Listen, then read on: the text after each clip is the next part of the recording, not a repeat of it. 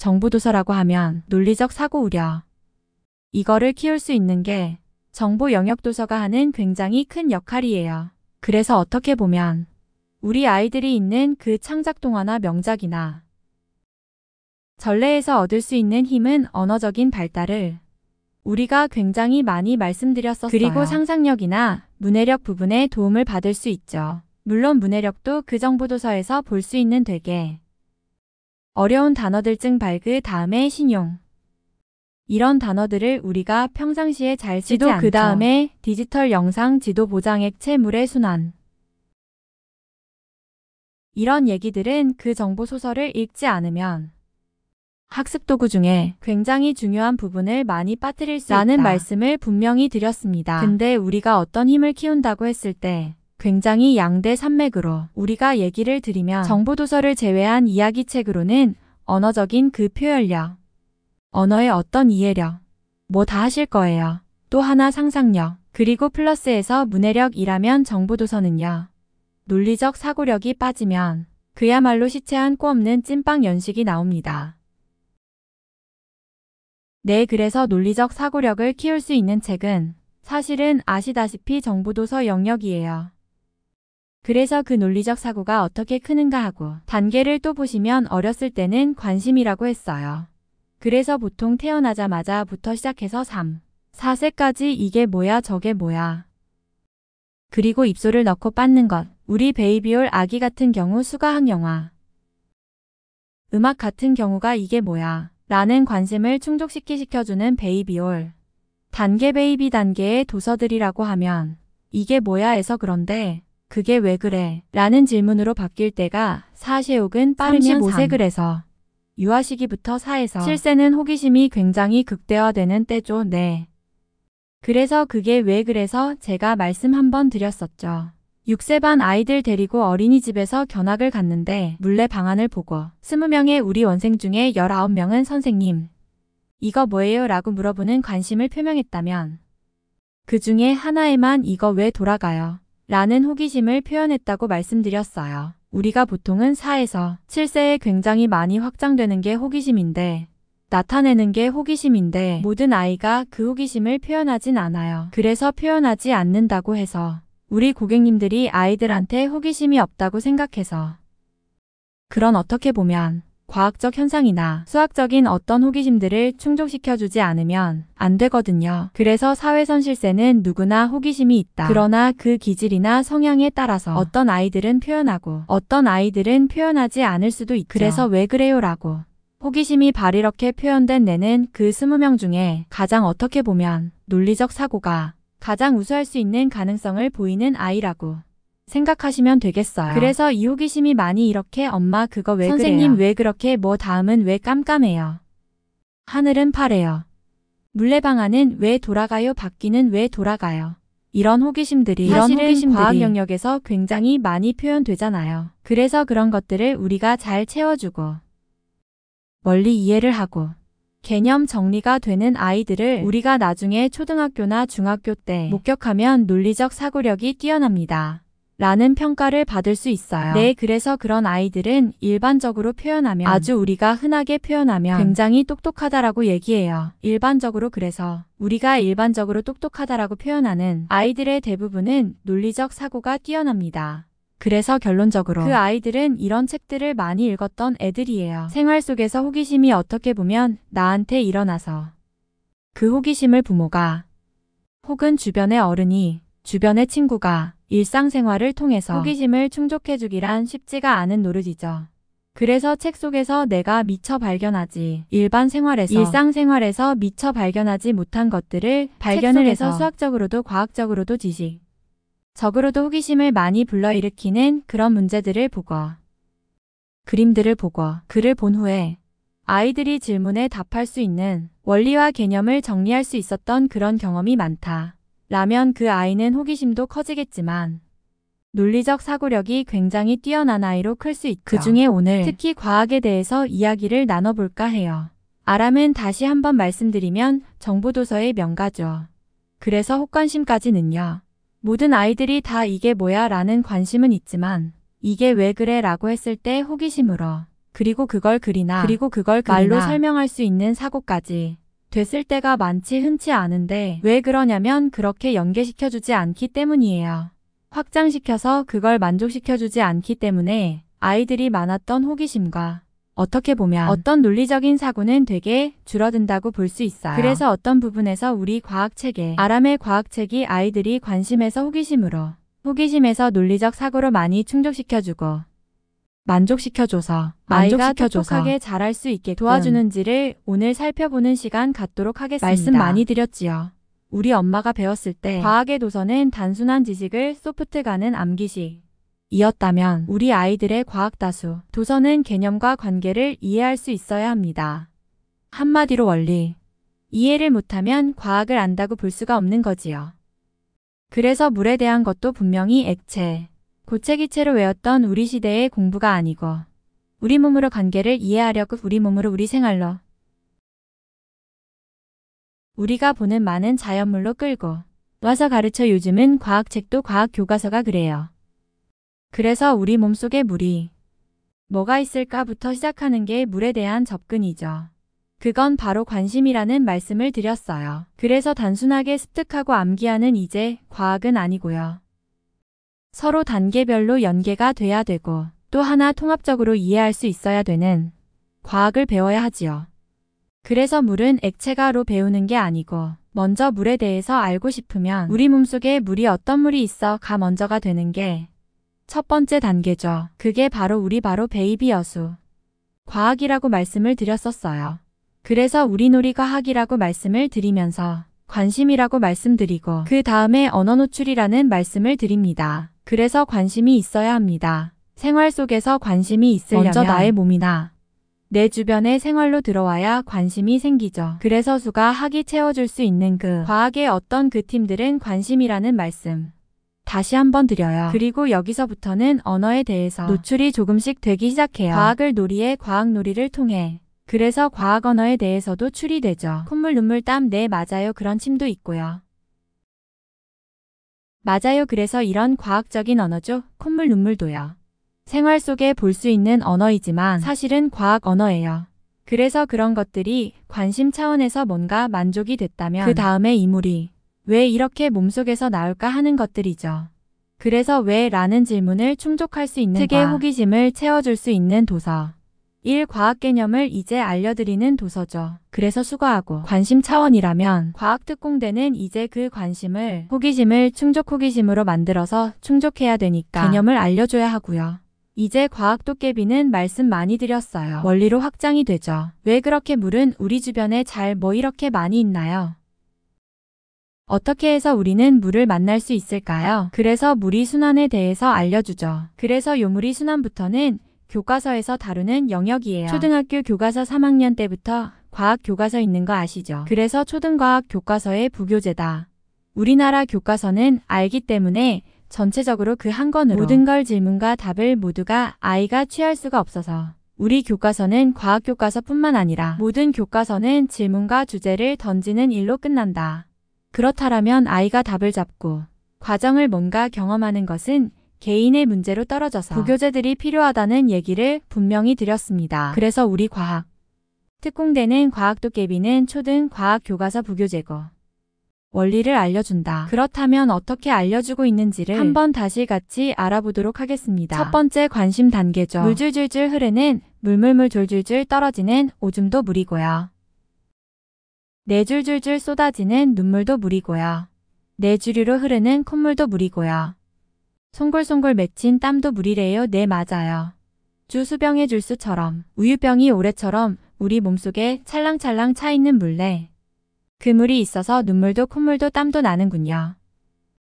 자, 몸속에 찌꺼기로 보내주는 깨끗한 물. 우리 몸에 힘을 주는 씩씩한 물. 그래서 이 물을 어떻게 해야 되냐. 우리는 꾹꾹꾹 마시기 싫어도 꾹 마셔야 해요.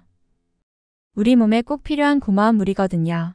그래서 여기까지 마무리가 돼서 이거는 관심 단계예요. 물이라는 게 있는데 왜 마셔야지 엄마들이 왜 아이들한테 물 마셔야 해요. 오늘 물 하나도 안 하신 것 같아요. 물 마셔 이런 얘기 되게 많이 하거든요. 그랬을 때 이 관심을 왜 라는 질문으로 물어봐야들이 왜 마셔야 하는데 그렇다라면 여기서는 어느 정도는 좀 충족이 되죠. 처음에 관심 단계로 땀도 콧물도 눈물도 오줌도 물이까지 물이거든. 그래서 물을 마시지 않으면 어떻게 콧물도 눈물도 나올 수가 없어서 병에 걸릴 수 있어. 요 정도까지. 그래서 오줌 눈물, 콧물 딱 내 몸속에 물에 대한 관심을 갖는 게 먼저고요. 과학 언어라고 말씀드렸습니다. 오줌 눈물 콧물 땀 모두 다 과학 언어예요. 그래서 결국은 우리 일상생활로 접근을 시작해야 되기 때문에 처음에 우리가 물을 마셔야 되는 이유라고 해서 우리가 우리 역할 배우얘기라고 말씀을 드렸다. 라면 다 우리 2단계, 호기심 단계로 확장이 되는 과학특공대의 물은 다.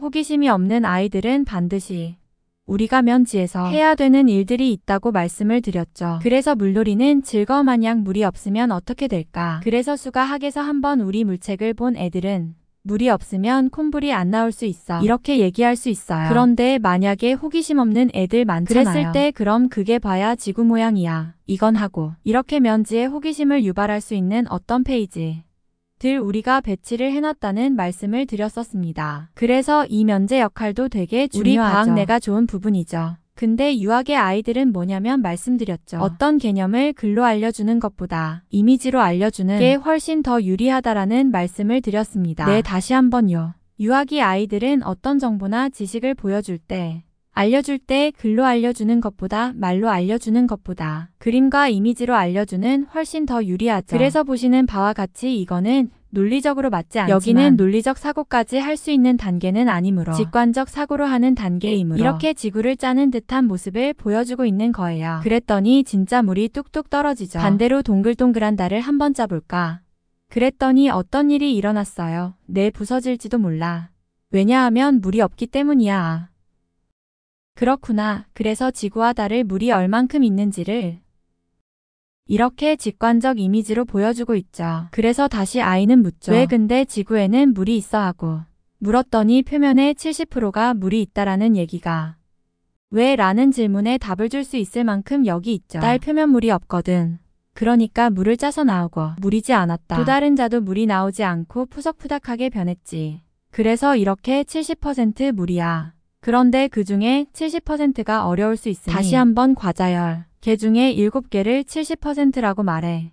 그래서 요런 장치가 있어서 우리 명문가 정보도서의 명문가 본문에 글을 잘 이해할 수 있는 도움주는 글이 없으면 정보도서는 그 역할이 약할 수밖에 없어요. 그래서 다시 아이들 눈높이에서 아이들 수준에서 70%를 설명하고 있죠. 10개 중에 7개가 70%야라고 얘기하고 있어요. 이런 주석들이 되게 잘 돼 있는 게 아람의 정보도서들이죠. 아마 기억하실 거예요. 그래서 이렇게 우리가 말씀을 드렸습니다. 그래서 했더니 물이 지구에는 지금 물이 있는 지구에는 그래서 너도 살고 나도 살고 식물도 살고 동물도 사람물이 없는 달에는 식물도 동물도 살지 못해 앞에서 우리 수가 하고 단계별로 읽어야 되는 이유가 여기 나와 있죠. 수가 하게 보시면 뇌물 물이 있으므로 콧물도 눈물도 땀도 오줌도 나왔잖아요. 그런 것들이 나오지 않으면 내 사람은 살 수가 없는데 우리가 그래서 물을 많이 마셔야 된다라는 얘기를 관심 했어요. 가지게 그렇다면 물지구에는 누리물이 되게 많은데 그렇기 때문에 사람도 식물도 동물도 살 수 있지만 다른 아무도 살 수가 없는 거죠. 그래서 왜? 라는 질문에 계속해서 과학의 개념들을 우리가 알려주고 있어요. 지구에 보는 사는 모든 것은 지구에 사는 모든 것은 몸에 물이 있어서 식물도 동물도 사람도 그래서 다시 한번 이미지로 글과 말보다는 이미지로 보여주는 과학이에요. 내 과학특공대는 개념을 이미지로 보여주고 있죠. 그래서 70%, 나무들은 30에서 온 사람은 70에서 80% 이렇게 물이 있단다. 그래서 지구 어디에나 물이 있는 건 맞지만 대부분은 바닷물이어서 실제 쓸 수 있는 건 딱 3방울 여기 있는 전체에 있는 물방울 수백 개죠. 직접 해보시면 아마 아실 거예요. 사장님들 모두 100개예요. 100개에서 딱 쓸 수 있는 건 3개밖에 없어요. 바로 3%죠. 앞에서 가장 10개 중에 7개가 70%야 했던 것처럼 똑같은 얘기 전체 불 중에 97%는 짠물이어서 쓸 수가 없어. 그런데 3%는 싸지 않은 물새해 애게요.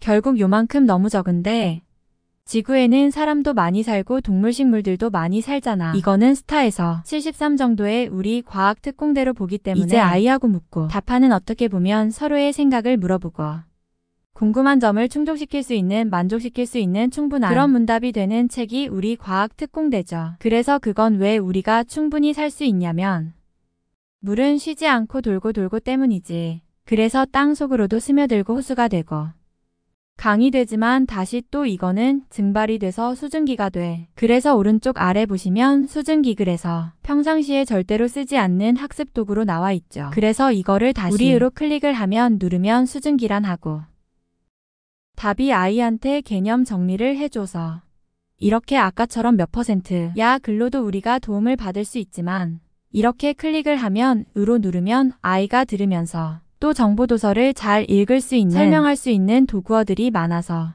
아이가 정말 많은 도움을 스스로 읽을 때 도움을 받을 수 있는 책 박특공되고요. 직관적 이미지를 시작해서 라는 호기심을 풀어주는 한 개념 과학 도서예요. 그래서 이거는 호기심을 풀어주는 세계. 호기심을 풀어야 뭐가 된다고요? 논리적 사고력이 생겨요. 관심에서 바로 호기, 이렇게 논리적 사고력 되는 것도 아니고요. 호기심을 바로 생기지도 않아요. 아이들은 관심이 먼저 줘. 그래서 우리 수가 책에서 과학 특공대로 넘어가야 되는 이유가 물이라는 거.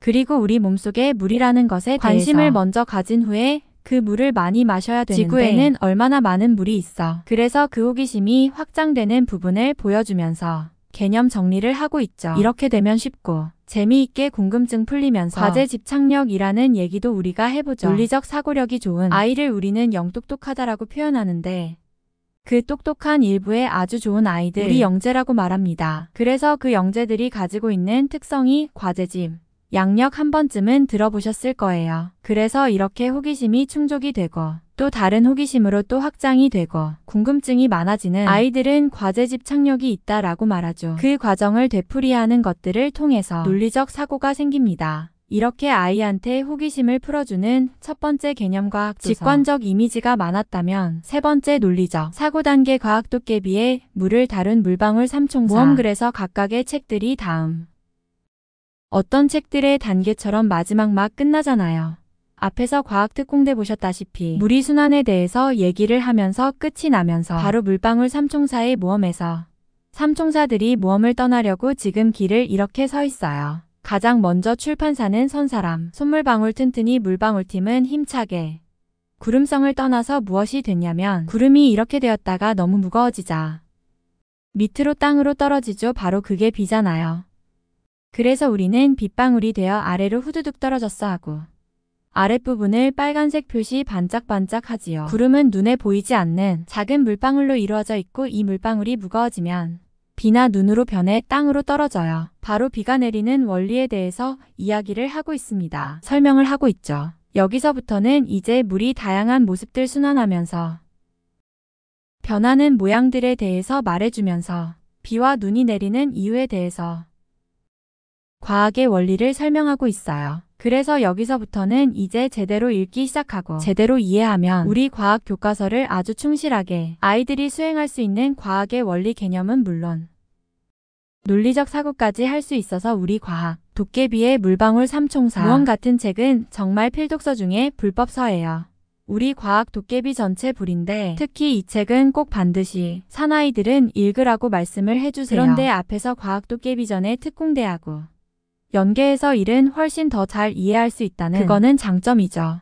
네, 그 장점을 꼭 얘기해 주시고요. 그런데 이번에는 비로 내렸어요. 비로 내렸는데 이 뱅비가 어디로 내려졌냐면 바닷가로 갔죠. 그래서 바닷가에 돌아다니면서 신기한 바다 생물들로 많이 만났어요. 그런데 부름선에서 돌아오라고 연락이 왔어요.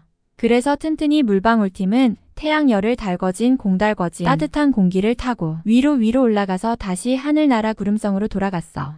그래서 이 별을 바로 증발이라고 말한다. 땅이나 바다에 어떤 그 물들이 태양열을 받으면 수증기가 되어서 공기 중으로 날아가는데 이 날아가면서 변하는 수증기로 변하는 현상을 증발이라고 해요.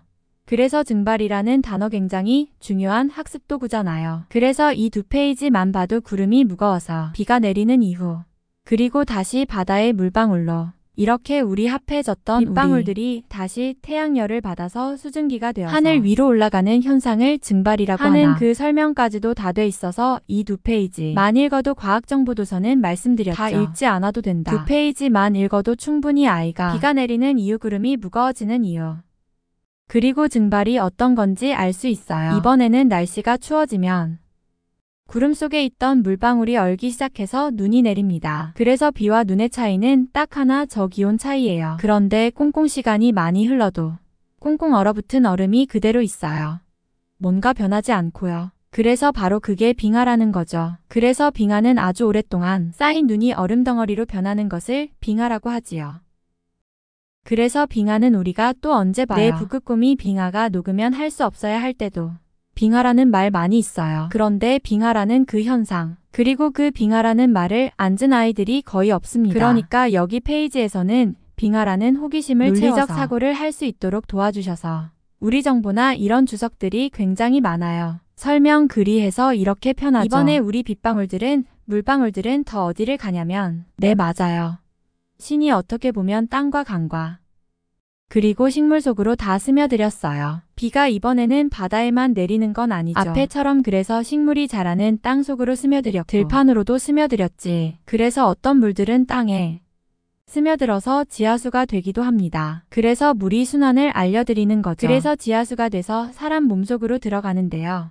어떤 물방울들은 이렇게 식물이 내 뿌리에 스며들어서 식물을 잘 자라게 하는 역할도 합니다. 네, 그래서 다양한 빗방울들이 물방울들이 어디로 우리가 흩어나가는지 물이 순환을 가보는 거고요. 좀 전에 말씀드린 지하수가 되어서 우리 몸속으로 들어가죠. 그래서 이렇게 우리가 몸속으로 들어가서 바다에도 뿌려지지만 내 땅이나 들판이나 식물의 뿌리나 그리고 또 어디로 가요? 눈이 내려서 빙하가 되기도 하고요. 지하수가 내 땅 속으로 스며들고 물들은 내 정수장 와서 취수장으로 보내줘서 깨끗한 물이 돼서 우리 몸속으로 나오죠. 그래서 어떻게 보면 맨 처음에 수거학에서 물을 봤던 그 책 생각나시죠? 물을 많이 마셔야 뭐 좀 땅 그리고 뇌에 콧물 눈물이 잘 나올 수 있어. 그 페이지하고 딱 연동이 되는 페이지예요. 그래서 물을 많이 마셔야 되는데 그 물은 바로 내 지하수에서 온 빗물이야. 정수가 됐지. 이렇게 말할 수 있고 이 마지막 페이지를 여러분 집중해주세요. 모든 물방울이 있을 수 있는 자연 곳곳에 있는 물방울을 나타낸 부분이에요. 그래서 구름 속에 물방울 볼 수 있고요. 바닷속에 떨어진 물방울 볼 수 있고요. 빙하로 또 녹아 여기. 이렇게 빙하 속에 있는 물방울 볼 수 있고 또 호수나 아니면 풀장 속에 그리고 나무의 뿌리 속에 그리고 땅 속에 그리고 지하수가 되어서 우리 집으로 들어가는 물방울도 다 볼 수 있어서 이 한 페이지에 물의 순환 물에 어떻게 보면 대기 중에 있는 물방울이 어떻게 움직이는지 그리고 다시 보여보시면 이 가운데 태양 보이시죠? 태양을 받으면 이 물방울은 다시 위로 이게 순환이 된다. 올라가고 내려오고 증발이 되고 다시 비가 내려서 내려온다. 눈이 되어서 내려오기도 하고요. 그래서 이 한 페이지가 되게 중요한 페이지고 이렇게 지구에 있는 물에 도는 것을 물이 순환이라고 해요. 그래서 교과서를 보면 굉장히 어려울 텐데요. 우리 과학에서 이렇게 우리가 알고 나니까 정말 쉽고 재미있고 그리고 이야기가 아주 용이하다 라는 생각을 해보셨을 거예요. 그래서 무리순환까지 하면 초등학교 5학년까지의 어떤 교과서 내용이에요. 그래서 이 부분까지를 어떻게 보면 한숨에 달려왔어요. 또 구체적으로 좀 보여드렸습니다. 어떻게 확장되고 어떻게 심화가 되어서 아이들한테 도움이 되는지를 보여드렸습니다. 그래서 물이라는 주제 하나만 해도 수가 학부분에서 물책 필요하고요. 우리 과학특공대에서 물책 필요하고요. 도깨비에서 물책이 관심과 호기심과 물리적 사고력까지 해서 이렇게 필요하다는 거. 그래서 다시 한번 여구리 수과학에서는 이미지로 배우는 그리고 어떻게 보면 관심 단계 생활 내 몸에 있는 물을 배웠다면 직관적 이미지로 내 지구를 짜면서 배우는 박특공대부터는 호기심을 충족시켜줘서 개념 정리가 됩니다. 보셨죠? 물이란 어떤 것이고 지구에는 몇 % 물이 있고 급으로 우리는 어떻게 사용하고 있는 개념이 정리가 됐다면 마지막으로 과학도깨비는 물의 순환을 통해서 비가 내리고 증발이 되고 얼음이 얼고 날씨의 변화까지도 할 수 있는 물리적 사고력을 통한 교과서를 따라잡는 교교재이다 라는 말씀을 드립니다. 자, 하나 그래서 조금 과학 교과서 부교재 논리적 사고를 키워줍니다. 이렇게 어떻게 보면 그림으로도 우리가 이미지로도 많이 우리가 아이들한테 정부에 대한 설명을 주고 있지만 과학 도깨비부터는 글이 더 많아지려 그래서 글로말로 아이가 설명하고 이해할 수 있어요. 논리적 사고는 큰 다라는 말씀을 드립니다. 객관적 이미지를 이제 벗어나야 과학에 돼요. 비해서는 그래서 논리적 사고가 큰 애들은 말로 설명을 잘해요. 이미지를 이미 다 왔기 때문에 이렇게 관계를 바라주시고요. 하나 잠깐 소개해드리면 이제 그림빛과 그림자 편으로 보여드리면 우리의 뇌수각 책에서 맞습니다. 밤에도 놀 수 있어. 그래서 우리 물책은 콧물 눈물 오줌이었다면 우리 밤에도 놀 수 있어. 빛과 그림자 편에서는 손놀이예요. 그래서 우리 시하고 손만 있어 우리가 우리할 수 있잖아요. 그래서 우리 생활에서 볼 수 있는 어떤 현상들 아주 단순하고 재밌게 보여주는 책이 수과학이죠. 밤이 되면 벌써 괴물이 나타날 것 같아. 그런데 얼마나 재밌는데. 그림자 친구 불러내볼까? 엄마 손에 불빛빛 잡아 어떤 그림자가 생길까? 벙커 여우가 나타났다. 이렇게 해서 내 생활 속의 과학이에요. 그야말로 관심 단계죠. 자, 이번에는 내가 제일 좋아하는 친구 나타날 거야. 라 멍멍개가 나타났다. 이런 식으로 내 아이한테 어떻게 보면 와 프레시 가지고 엄마가 노래해주면 이게 바로 그림자구나. 그냥 한번 이름 한번 들어보는 수준으로 아이가 알았다.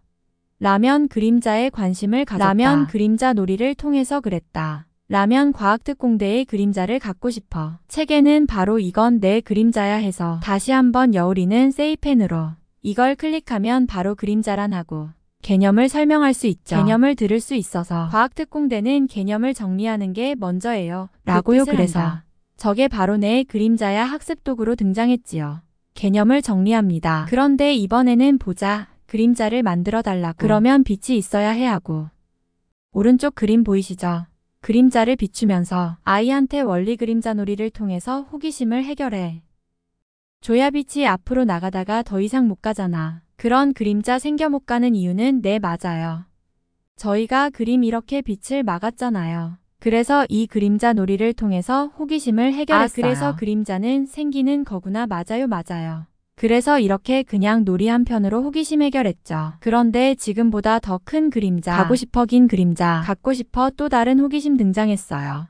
그래서 이번에는 보세요. 조회하고 우리 젤로가 어떻게 하는지 볼까요? 위에 올라가서 보니 그림 위에 의자 위에 올라가서 불로 비치니까 그림자가 짧아졌어. 그런데 내려와서 비치니까 우화기름제가 싫어졌어. 우리 젤로 각인 그림자 갖고 싶다 그랬잖아요. 그래서 우리는 다시 한번 그림자 놀이를 통해서 호기심을 해결했습니다. 높은 곳에서 그림자를 불빛을 비추니까 그림자가 짧고요. 낮은 곳에서 그렇게 붙이면 그림자가 길구나. 실제로 아이가 내 이렇게 실험을 하면서 그 개념과 내 호기심을 해결할 수 있도록 만든 책 바로 학습보고서가 나오기 시작해요. 우리 과학특공대부터는요 개념을 이해하죠.